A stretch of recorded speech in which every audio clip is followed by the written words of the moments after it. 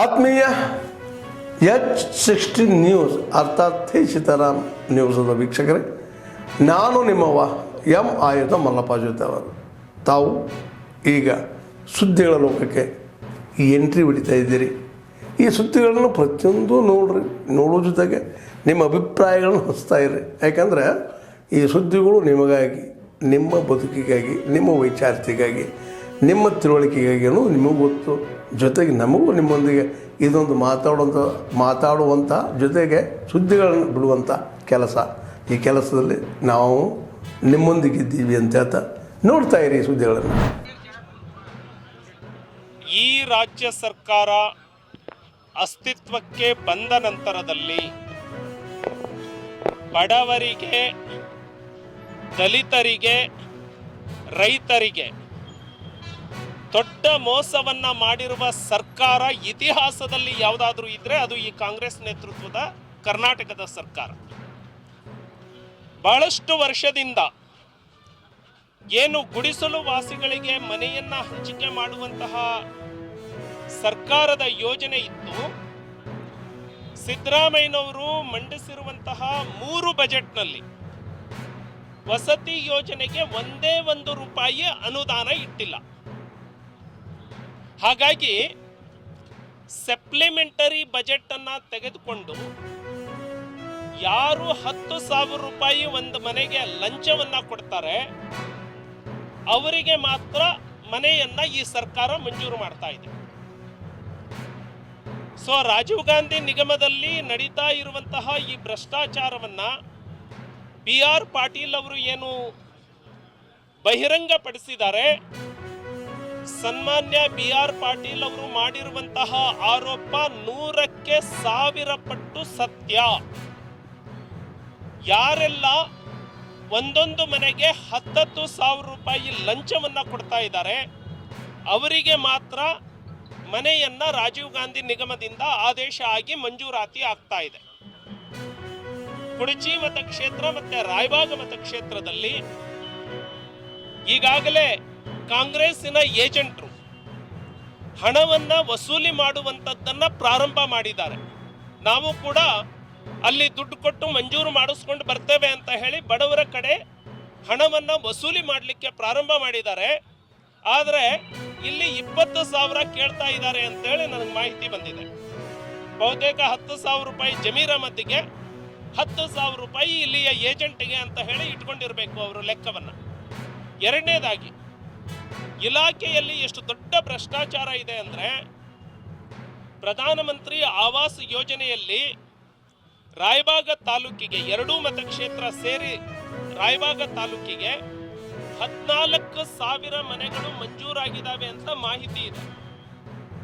ಆ ಮನೆಯದು ಅಧಿಕಾರಿಗಳ ಜವಾಬ್ದಾರಿ ಕೇವಲ GPS ಮಾಡೋದಷ್ಟೇ. GPS ಮಾಡಿ ಅಪ್ಲೋಡ್ ಮಾಡಬೇಕು, ಡಾಕ್ಯುಮೆಂಟ್ ಅನ್ನ ಸಬ್ಮಿಟ್ ಮಾಡಬೇಕು. ಆದರೆ ಈ ಅಧಿಕಾರಿಗಳು GPS ಮಾಡೋದಕ್ಕೆ ಯಾರು 5,000 10,000 ಕೊಡ್ತಾರೆ ಅವರ ಮನೆಗಳು ಮಾತ್ರ GPS ಆಗಿ ಅಪ್ಲೋಡ್ ಆಗಿದ್ದಾವೆ. 18ನೇ ತಾರೀಕು ಲಾಸ್ಟ್ ಡೇಟ್ ಇದ್ದಿದ್ರಿಂದ ಸಾವಿರಾರು ಕುಟುಂಬಗಳು, ಬಡ ಕುಟುಂಬಗಳು ಈ ಸರ್ಕಾರಕ್ಕೆ ದುಡ್ಡು ಕೊಡಲಿಕ್ಕೆ ಸಾಧ್ಯ ಆಗದೆ ಅವರು ಮನೆಯಿಂದ ವಂಚಿತರಾಗಿದ್ದಾರೆ. ಹಾಗಾಗಿ ಈ ಸರ್ಕಾರಕ್ಕೆ ನಾನು ಇನ್ನೊಂದು ಮನವಿ ಮಾಡ್ತೇನೆ. ನೀವು ರಾಜೀವ್ ಗಾಂಧಿ ನಿಗಮದಲ್ಲಿ 10,000 ತಗೊಳ್ತಾ ಇದ್ದೀರಿ, ಇಲ್ಲಿ ಏಜೆಂಟ್ರು 20,000 ಕೇಳ್ತಾ ಇದ್ದಾರೆ. ಒಂದು ರೇಟ್ ಚಾರ್ಟ್ ಆದ್ರೂ ಹಾಕ್ಬಿಡಿ ಅಪ್ಪ, ಕೈ ಮುಗಿದು ವಿನಂತಿ ಮಾಡ್ತಾನೆ. ನಮ್ಮ ತಾಳಿಯನ್ನ ಮಾರಾಟ ಮಾಡಾದ್ರೂ ಅದನ್ನ ತಂದು ಮುಟ್ಟಿಸ್ತೇವೆ ನಿಮಗೆ. ನಿಮ್ಮ ಹೆಣದ ಮೇಲೆ ಬಡವರ ದುಡ್ಡೇ ಬೇಕು ಅನ್ನೋದಾದ್ರೆ ಚಾರ್ಟ್ ಹಾಕೊಂಡು ಬಿಡಿ. ಹಾಗಾಗಿ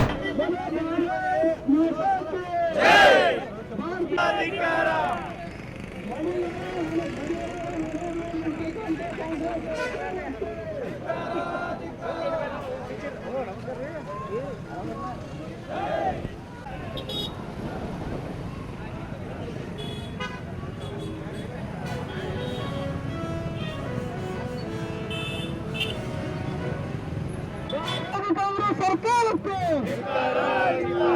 ಬಡವ ವಿರೋಧಿ ಕಾಂಗ್ರೆಸ್ ಸರ್ಕಾರಕ್ಕೆ. ಈಗ ಭ್ರಷ್ಟ ಕಾಂಗ್ರೆಸ್ ಸರ್ಕಾರದ ವಿರುದ್ಧ ಈ ಅಧಿಕಾರಿಗಳ ನಿರ್ಲಕ್ಷ್ಯ ಬೀಗ ಜಡಿಲಿಕ್ಕೆ ಹೋಗ್ತಾ ಇದ್ದಾರೆ ಅಂತ ಹೇಳಿ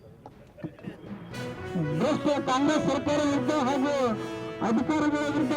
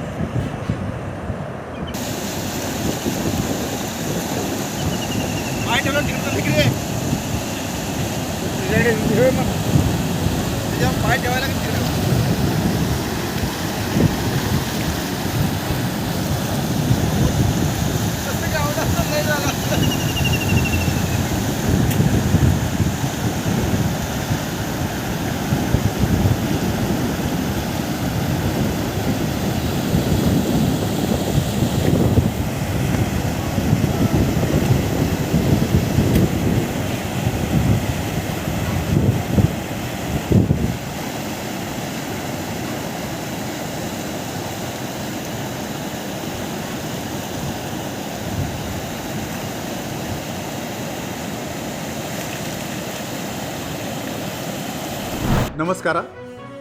ದಿನಾಂಕ 26 ಜೂನ್ 2025ರಂದು ನಾವು international drug abuse prevention day ಆಚರಣೆ ಮಾಡ್ತಾ ಇದ್ದೀವಿ.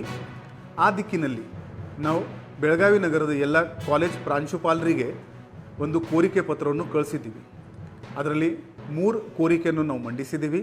ಮೊದಲನೇದಾಗಿ ಪ್ರತಿಯೊಂದು ಕಾಲೇಜಿನಲ್ಲಿ ಒಂದು ಆ್ಯಂಟಿ ಡ್ರಗ್ ಕಮಿಟಿ ರಚನೆ ಆಗಲಿ. ಈ ಕಮಿಟಿನಲ್ಲಿ ಶಿಕ್ಷಕರು, ಸ್ಟಾಫ್, ಸ್ಟೂಡೆಂಟ್ಸ್ ಮತ್ತು ಸಾಧ್ಯ ಇದ್ದರೆ ಪ್ಯಾರೆಂಟ್ಸ್ಗಳನ್ನು ಕೂಡ ಸೇರಲು ಕೋರಿದೆ.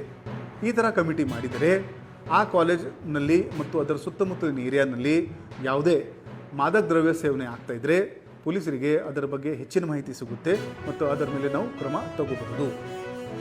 ದಿನಾಂಕ 26ರಂದು ಕಾಲೇಜಿನಲ್ಲಿ seminar, workshop, awareness campaign, debate ಈ ಮುಖಾಂತರ ಮಾದಕ ದ್ರವ್ಯದ ಆರೋಗ್ಯದ ಮೇಲೆ ಏನೇನು ಹಾನಿಕಾರಕ ಪರಿಣಾಮ ಆಗುತ್ತೆ ಅದರ ಬಗ್ಗೆ ಜಾಗೃತಿ ಮಾಡಲು ನಾವು 2ನೇ ಕೋರಿಕೆ ಅವರಿಗೆ ಕೇಳಿದ್ದೀವಿ. 3ನೇಗಾಗಿ 26 ಜೂನ್ರಂದು ಎಲ್ಲ ಸ್ಟೂಡೆಂಟ್ಸ್ಗಳನ್ನು ಸೇರಿ ಒಂದು ಪ್ರತಿಜ್ಞೆ ನಾವು ಮಾದಕ ದ್ರವ್ಯವನ್ನು ಮುಟ್ಟಲ್ಲ, ಅವರ ಸೇವನೆ ಮಾಡಲ್ಲ ಅಂತ ಪ್ರತಿಜ್ಞೆ ಮಾಡಲು ನಾವು ಕೋರಿಕೆ ಮಾಡಿದ್ದೀವಿ. ಬೆಳಗಾವಿ ನಗರವನ್ನು ನಶಾಮುಕ್ತ ಮಾಡಲು ನಮ್ಮ ಪೊಲೀಸ್ ಅಧಿಕಾರಿಗಳ ಜೊತೆಗೆ ನಿಮ್ಮೆಲ್ಲರದು ಸಹಕಾರ ನಾವು ಕೋರುತ್ತಾ ಇದ್ದೀವಿ. ಆದ್ಮೇಲೆ ಎಲ್ಲ ಸುದ್ದಿಗಳನ್ನು ನೋಡಿದ್ರಲ್ಲ, ಏನು ಅನಿಸ್ತು ನಿಮಗೆ? ಇದರಲ್ಲೇ ನಿಮ್ಗೆ ಲೈಕ್ ಆಗಿರ್ಬೋದು, ಡಿಸ್ಲೈಕು ಆಗಿರ್ಬೋದು, ಕಾಮೆಂಟ್ ಬೇಡಪ್ಪ ಅಂತೂ ಅನಿಸಿರ್ಬೋದು, ಕಾಮೆಂಟ್ ಮಾಡಬೇಕಪ್ಪ ಅನಿಸಿರ್ಬೋದು, ಶೇರ್ ಮಾಡಬಾರ್ದಪ್ಪ ಅನಿಸಿರ್ಬೋದು, ಅದು ಮಾಡಬೇಕು ಅನಿಸಿರ್ಬೋದು. ಏನಾದರೂ ಆಗಲಿ ಶೇರ್ ಮಾಡ್ತಾಯಿರಿ, ಈ ನ್ಯೂಸ್ಗಳನ್ನ ಹಂಚ್ತಾ ಇರಿ, ಜೊತೆಗೆ ಇದಕ್ಕೆ ಸಬ್ಸ್ಕ್ರೈಬ್ ಆಗ್ತಾಯಿರಿ ಅಂತ ಹೇಳ್ತಾ H16 ನ್ಯೂಸ್ ಅರ್ಥಾತ್ ಹೇ ಸೀತಾರಾಮ್, ಇದು ಸತ್ಯದ ಕೈಗೆ ನಡಿ. ವಂದನೆಗಳು.